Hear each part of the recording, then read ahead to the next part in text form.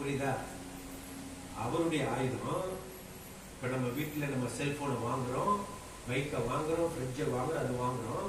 இந்த ஆயுதம் நம்ம செய்யல, எங்கேயோ ஒரு ஃபேக்டரியில யாரோ ஒருத்தர் செஞ்சிருக்காங்க. இந்த ஆயுதத்தை எப்படி பயன்படுத்தணும் அப்படின்றத அந்த ஓனர், அந்த மேனுஃபேக்சரர் அவங்க சொல்றதுதான் நம்ம செய்யணும். நம்ம மாறா இல்ல எனக்கு தெரியும், நான் நல்லா படிச்சிருக்கிறேன், அப்படி இப்படி எனக்கு இதெல்லாம் ஒண்ணுமே இல்லை அப்படின்னு நம்ம இஷ்டத்துக்கு ஏதாவது பண்ணுனா என்ன ஆயிடும்? அது மாதிரிதான் இந்த தேவனுடைய சர்வாயுத வர்க்கத்தையும் அவர் எப்படி நாம் இந்த பீசஸ் ஆஃப் ஆர்மர் எப்படி பயன்படுத்தணும்னு சொல்றாரு, அப்படி நம்ம பயன்படுத்தணும். ஓகேவா? இது நம்பர் 1.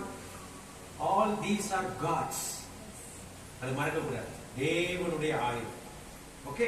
நம்பர் 2, ரெண்டாவது என்னன்னா, இதெல்லாம் ரொம்ப முக்கியம். There are some observations I have noted down. இதை பார்க்கும்போது சில கருத்துக்களை அதை நம்ம வாழ்க்கைக்கு எடுத்துக்க முடியுது. நம்பர் 1, இந்த சர்வாயுதம் தேவனுடையது. நம்பர் 2, இந்த சர்வாயுதத்தை நாம் எப்போதும் அணிந்து கொண்டிருக்க வேண்டும். We must wear all these pieces always, 24/7. ஐயோ ரொம்ப வெயிட்டா இருக்கு, நான் வச்சிடறேன் அப்படின்னு நீங்க எதையாவது வச்சீங்கன்னா அந்த ஏரியாவை தான் யார் டார்கெட் பண்ணுவா? பிசாசான டார்கெட். எப்பயுமே நம்ம என்ன பண்றோம்? பைக்ல போறப்ப நம்ம என்ன போடுறோம்? ஹெல்மெட்டை போடுறோம். அப்புறம் கொஞ்சம் தூரம் சுத்தி பாக்குறோம், யாருமே இல்லை, சரி கழட்டி பின்னால கொடுத்துடலாம் அப்படின்னு சொல்லி பின்னால வரவங்கிட்ட கொடுக்குறோம். போயிட்டே இருக்கிறோம். திடீர்னு தூரத்துல யாரை பாக்குறோம்? பார்த்த உடனே எடுப்பா, அப்படி ஏறி போட் அப்படின்னு போட வைக்கிறோம். இந்த ஆயுதத்தை அப்படிலாம் பயன்படுத்த முடியாது. அந்த மாதிரி பயன்படுத்தினா சில பிரச்சனைகளா வருது. ஒரு நியூஸ்ல நான் படிச்சேன், ஹஸ்பண்ட் ஒய்ஃப் வண்டியில போயிட்டு இருக்கிறாங்களாம். ஹஸ்பண்ட் ரொம்ப இதுவா இருக்குன்னு சொல்லி ஹெல்மெட்டை கழட்டி பின்னால கொடுத்தாராம். போலீஸ்காரங்க நிக்கிறான்னு சொல்லி அவங்க மனைவிட்ட சொல்லியிருக்காருமா, ஹெல்மெட்டை போட்டு விடுமா. அவங்க திருப்பி போட்டு விட்டாங்க, எங்க இடிச்சு கடைசியில பெரிய ஆக்சிடென்ட் ஆயிடுச்சு. நான் நினைக்கிறேன் ஏதோ எங்கேயோ பார்த்து இந்த அம்மா எப்படி திருப்பி போட்டாங்க. அது அவர் திணறி போய் வேகத்துல. இந்த ஆயுதங்களை நம்ம இஷ்டத்துக்கு எடுக்க முடியாது, நம்ம இஷ்டத்துக்கு போட முடியாது. அவர் நமக்கு எப்படி கொடுத்திருக்கிறாரு, எப்படி அப்படி பயன்படுத்தினால்தான் பிரயோஜனம். Otherwise it is useless. கையில வச்சிருக்கிறதுனால, பைபிள கையில வச்சிருக்கிறதுனால இல்ல. சரி, நம்ம அப்புறம் பார்க்கலாம். ஓகே. நம்பர் 2, நான் சொன்னேன், they must be put on always. அவைகள் எப்போதும் அணியப்பட வேண்டும். ரைட். இது இந்த ஆயுதங்கள் அடுத்த விதத்தில் நம்ம பார்த்தா they are invisible. அவைகள் நம் கண்களுக்கு தெரியாது. சில நேரங்கள்ல நம்ம போட்டிருக்கோமா இல்லையான்னு சொல்லி உலகத்துல இருக்கிறவங்களுக்கு தெரியாது, ஆனா நமக்கு தெரியும். நமக்கும் தெரியும், பிசாசானவனுக்கு தெரியும், ஆண்டவருக்கு தெரியும். என்னுடைய பிள்ளை நான் கொடுத்த ஆயுதங்களை போட்டிருக்கான், பிசாசுக்கு தெரியும். He is fully covered. Fully covered. I cannot attack him. I cannot attack her. அவரை நான் தாக்க முடியாது, பாதிக்க முடியாது. Because he is fully covered with the armor of God. தேவனுடைய அந்த சர்வாயுத வர்க்கத்தால் அவர் மூடப்பட்டிருக்கிறார். அவரை என்னால ஒண்ணுமே பண்ண முடியாது. இன்விசிபிள், தெரியாது, மற்றவங்களுக்கு தெரியாது, நமக்கே தெரியல, ஆனா இருக்கு. இந்த ஆயுதங்கள்ல எத்தனை ஆயுதங்கள் நம்ம பார்த்தோம்? 6. There are 6 pieces of armor. இந்த ஆயுதங்கள்ல 5 ஆயுதங்கள் for defensive. 5 ஆயுதங்கள் தற்பாதுகாப்புக்காக. 5 ஆயுதங்கள், 5 pieces are for defensive purposes. நம்மை தற்பாதுகாத்துக் கொள்ள. அப்படிதானே?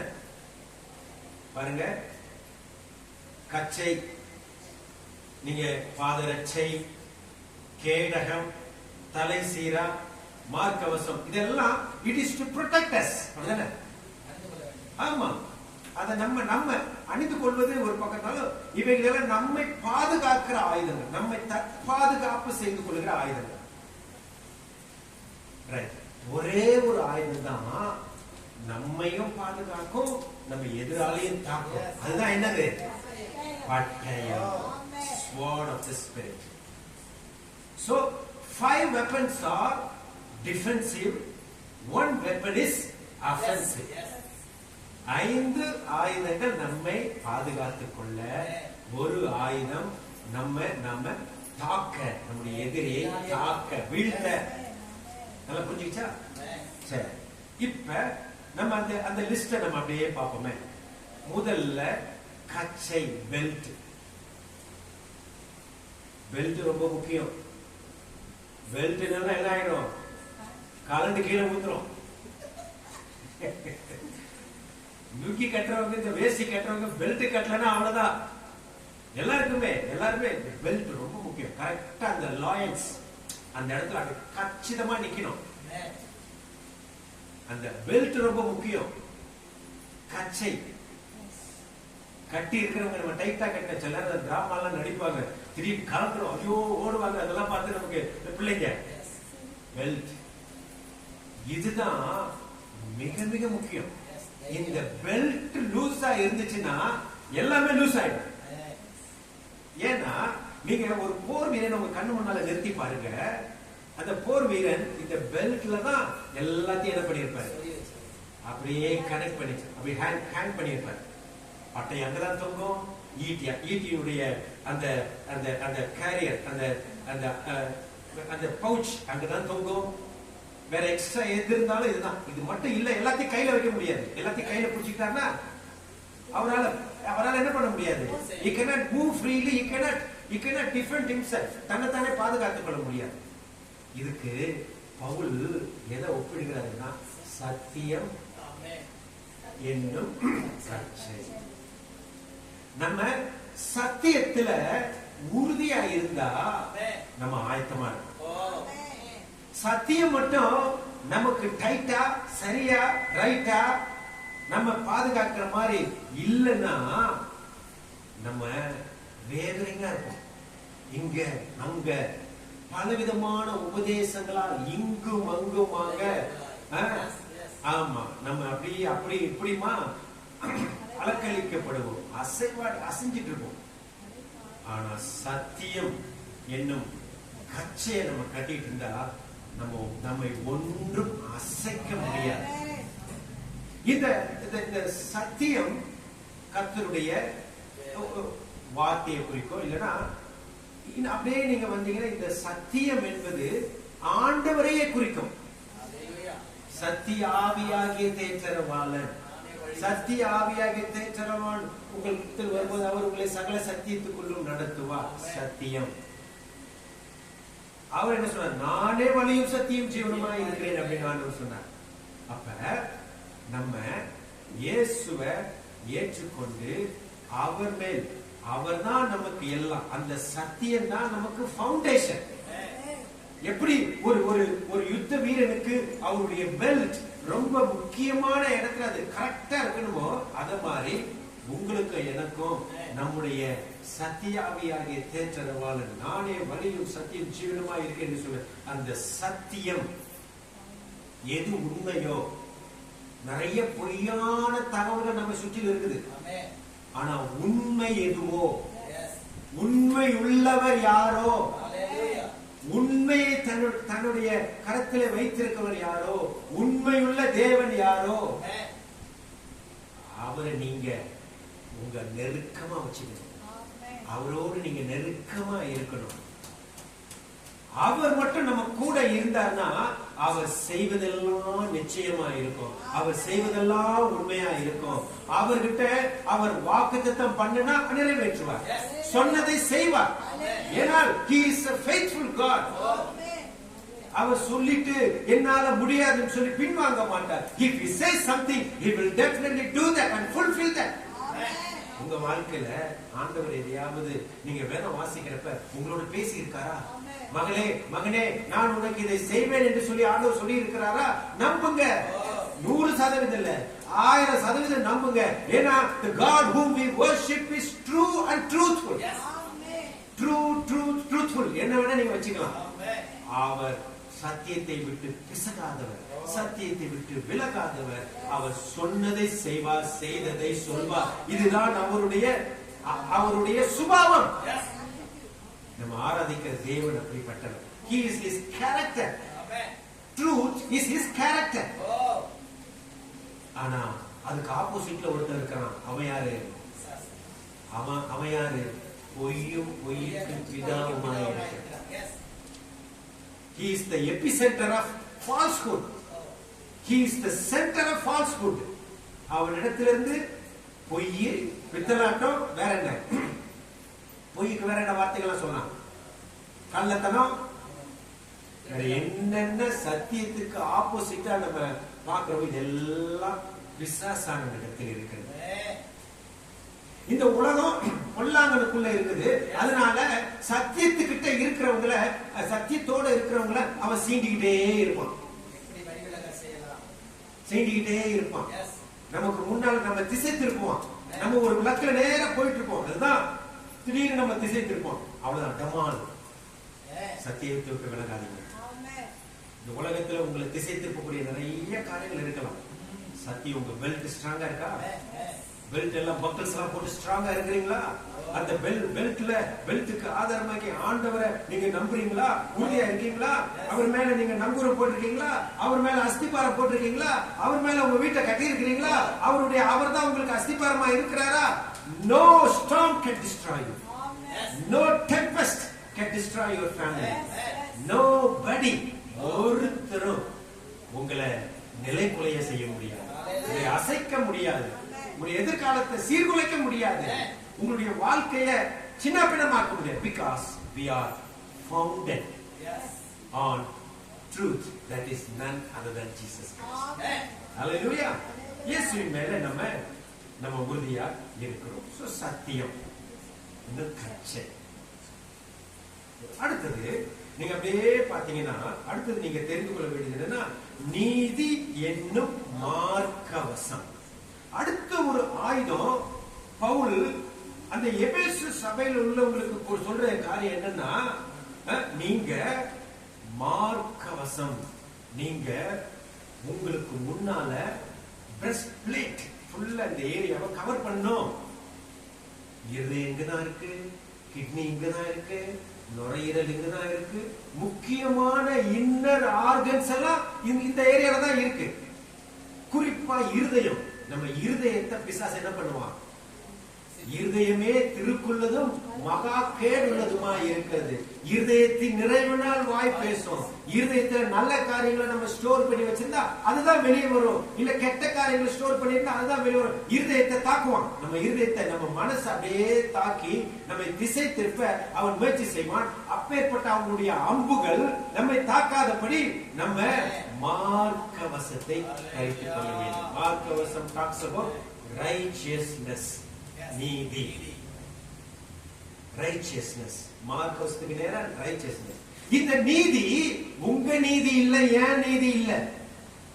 பைபிள் சொல்லுது, அவர் righteousness is a filthy rag. என்னுடைய நீதி அழுக்கான கந்தை. I am not good enough. என்னுடைய வாழ்க்கையில நான் என்ன செஞ்சேன், நான் எப்படி இருக்கிறேன், அது நிமித்தமாக என்னை பாதுகாத்துக் கொள்ள முடியாது. நம்ம தேவனுடைய நீதி நிமித்தமாக நம்ம பாதுகாத்துக், அவருடைய நீதி நமக்கு கொடுக்கப்பட்டிருக்கிறது. There is an exchange offer. அங்க ஒரு எக்ஸ்சேஞ்ச் ஆஃபர். என்ன எக்ஸ்சேஞ்ச் ஆஃபர்? நம்ம கிட்ட இருக்கிற அநீதியை அவர் எடுத்துட்டு அவருடைய நீதியை நமக்கு கொடுத்திருக்கிறார். There is an exchange offer. He has taken the unrighteousness, அநீதியை நம்ம கிட்ட எடுத்துட்டு he has given his righteousness into us. அவருடைய நீதியை நமக்குள்ள வச்சிருக்கிறாரு. அந்த நீதி நம்மை பாதுகாக்கும். அவர் நீதி உள்ள நியாயாதிபதி. நீதி, நியாயம் அவர்கிட்ட தான் இருக்கு. அப்ப அவருடைய நீதியினால் நம்மை மூடிக்கொள்ள வேண்டும். நம்முடைய நீதி என்று அல்ல, அவருடைய நீதியை சார்ந்திருப்பது நம்முடைய மார்க்கவசமாக இருக்கணும், தரித்துக் கொள்ளணும். அடுத்தது இன்னொன்னு நீங்க பாத்தீங்கன்னா, அடுத்த ஒரு ஆயுதம் பாதரட்சை.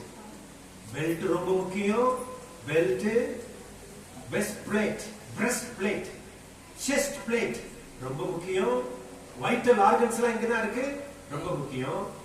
அடுத்தது ஷூஸ், பூட்ஸ் ரொம்ப முக்கியம். ஷூஸ் நம்ம ஸ்டடியா நிக்கிறதுக்கு மாத்திரம் இல்ல,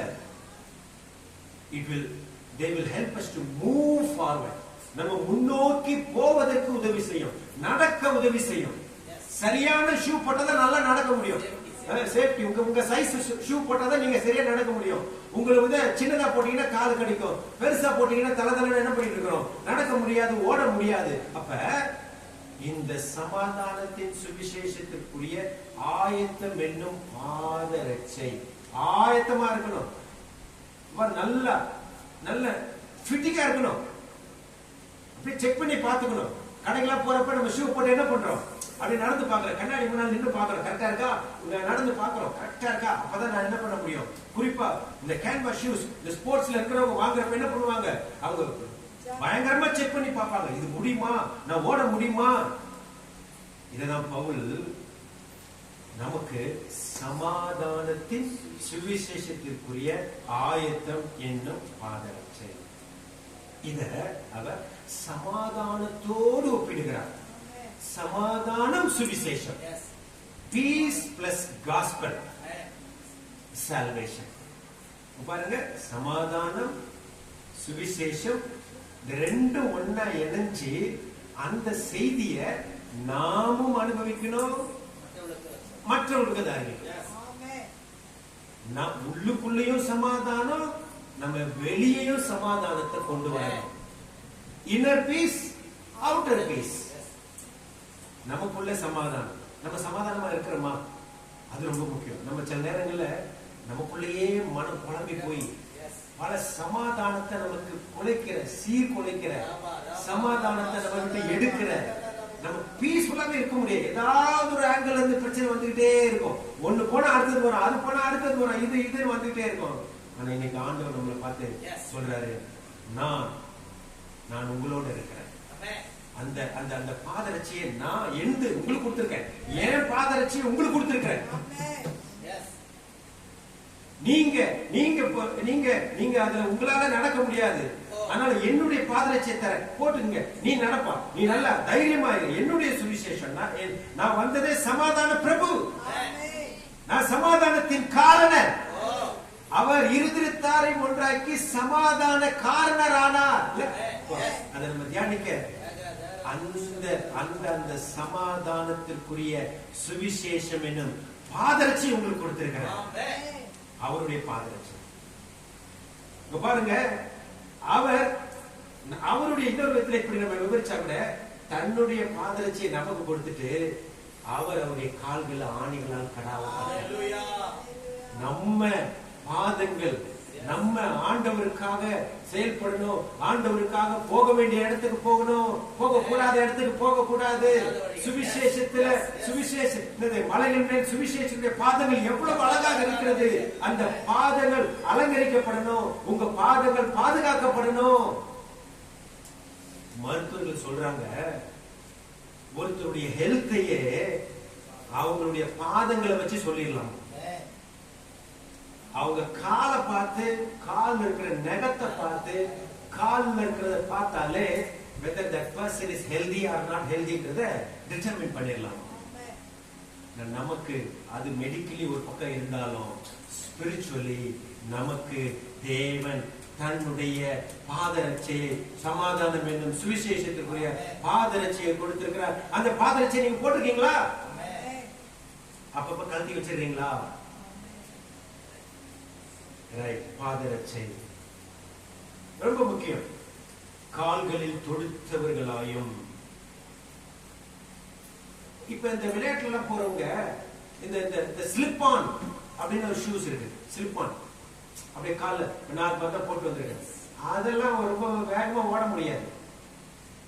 போர் வீரர்கள் என்ன பண்ணுவாங்க, நல்லா ஷூ போட்டு லேஸ் போட்டு நல்லா இறுக்கி கட்டி, அதுதான் அப்பெல்லாம் இம்மூவபிளா இருக்கணும் உங்க வாழ்க்கையில. நீங்க கர்த்தருடைய அந்த அந்த அவருடைய இடத்துல அவர் நம்ம கொடுத்த அந்த பாதரட்சியை போட்டுட்டு அந்த சமாதானம், நம்ம போராட்டங்கள்லாம் சமாதானத்தை பரப்பணும். அது ரொம்ப முக்கியம். சிலெல்லாம் வந்தாலே சமாதானம் போயிடும். சிலெல்லாம் வீட்டுக்குள்ள வருவாங்க, நம்ம சமாதானத்தை கெடுத்துருவாங்க. அது மாதிரி ஆட்களை வீட்டுக்குள்ள விடாதீங்க. உங்களை பிரிக்கிற அந்த இந்த பாதங்கள் வருது இல்லையா, சமாதானத்தின் பாதங்கள் தான் நம்ம வீட்டுக்குள்ள வரணும். சமாதானத்தை உண்டு பண்றவங்க தான் நம்ம வீட்டுக்குள்ள வரணும். சமாதானத்தை உண்டு பண்ணாதவங்க உங்க வீட்டுல அனுமதிக்காதீங்க. அவங்களோட உங்க டைம் ஸ்பெண்ட் பண்ணாதீங்க, நேரத்தை அவங்களோட செலவிடாதீங்க. Check their feet are not if they are not good, if they are not peaceful, just send them out. உங்க சமாதானத்தை கெடுக்க பிசாசானவன் கள்ள பாதங்களை உடையவங்களை அனுப்புவோம். பார்க்க நல்லா இருக்கும், ஆனா நம்மள பிரிக்க வரணும். வேணாம், அதுக்கெல்லாம் நீங்க இடம் கொடுக்காதீங்க, வேண்டாம். சரி போதும், அதை விட்டுலாம். அடுத்தது பாருங்க, பொல்லாங்கனையும் அக்கினி ஆஸ்திரங்கள் எல்லாம் விட்டு போடத்தக்கதா எல்லாவற்றுக்கும் மேலாக விசுவாசம் என்னும் கேடகம். இப்ப ஷீல்டு நம்பர் 1. பிள்ளைங்க சொல்லுங்க, முதல்ல ஆயுதம் என்ன? கச்சை. இங்கிலீஷ்ல சொல்லுங்க, கச்சை, பெல்ட். நம்பர் 2, மார்க்கவசம், breast plate or chest plate. Okay. Number 3, shoes or boots, பாதரட்சை. Number 4, shield, கேடகம். நீங்க ஷீல்டுனா எப்படி இருக்கும்னு நினைக்கிறீங்க?